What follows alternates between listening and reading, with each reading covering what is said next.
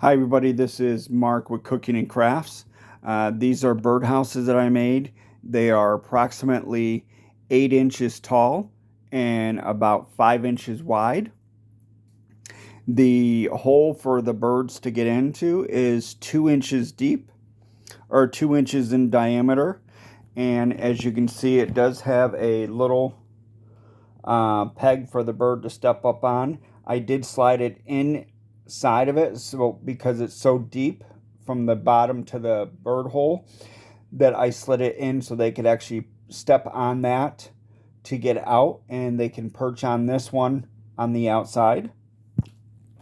They were fairly easy to make, and they were really inexpensive as well. You can see that there's a hook in the back of it, so you can actually hang it up onto a tree or a screw or whatever you want to do.